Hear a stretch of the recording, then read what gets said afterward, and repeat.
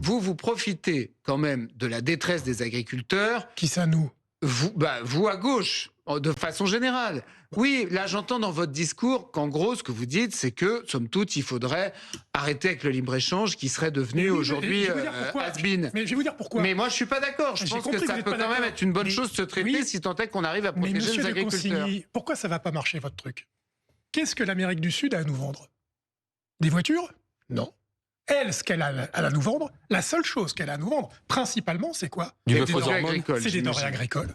Et donc, comment vous faites un traité où on leur a le droit de vendre nos voitures, notre industrie, eux, ce qu'ils produisent aujourd'hui, ils n'auraient pas le droit de nous le vendre. Ça marche pas. D'ailleurs, c'est pour ça que le traité est ce qu'il est. On pourrait leur imposer, par exemple, les mêmes normes que celles qu'on impose à nos agriculteurs. Ah, mais ça, très bien. Ça peut-être, mais du coup, peut-être que ça ne les intéressera pas, effectivement. Mais ce serait, ça paraîtrait le b.a.-ba. Sauf que c'est pas dans l'accord. Et vous savez pourquoi? Moi, j'habite à Rouen. À Rouen, près de Rouen, il y a une usine BASF, à Elbeuf, qui produit des pesticides qu'on n'a plus le droit d'utiliser dans l'Union européenne. Oui, ça je sais. On va pouvoir les exporter, et vous savez où on ils vont les utiliser et on va réimporter les produits. Est-ce que vous croyez 5 minutes qu'on va expliquer aux Brésiliens, nous, c'est des Allemands, à BASF, on vous vend des pesticides, mais vous n'aurez pas le droit de nous vendre les produits agricoles que vous allez produire après. Ça marche pas.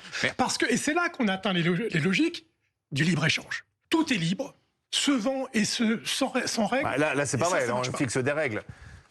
Pas trop. D'ailleurs, la preuve, c'est pour ça que pour les agriculteurs... On fixe des règles et on fixe aussi un certain nombre de quotas. Il y a des quantités maximum importées, etc., qui sont censées protéger plus ou moins notre agriculture, même si... visiblement, ça suffit pas. Voilà, même si probablement ça ne suffit pas. Et non, et en plus, mais vous avez dit une chose très juste, en fait. C'est à quoi ça sert d'importer en Europe des trucs qu'on produit ici?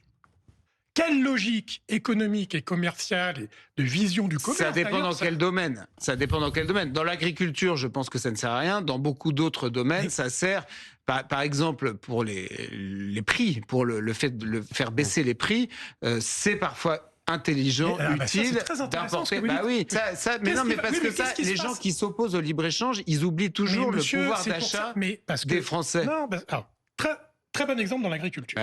Pourquoi ce traité de libre-échange, les agriculteurs européens, en tout cas français, mais au-delà, sont vent debout contre? Parce que c'est la double peine. Non seulement ils vont être exposés à une concurrence, mais en plus, les géants de l'agroalimentaire, ils vont mettre en concurrence nos producteurs agricoles français avec des producteurs agricoles d'Amérique du Sud. Et les contraindre encore plus à baisser leurs prix. Voilà. Ça, non, mais là-dessus, on est d'accord. Je pense que sur l'agriculture, le traité n'est pas bon.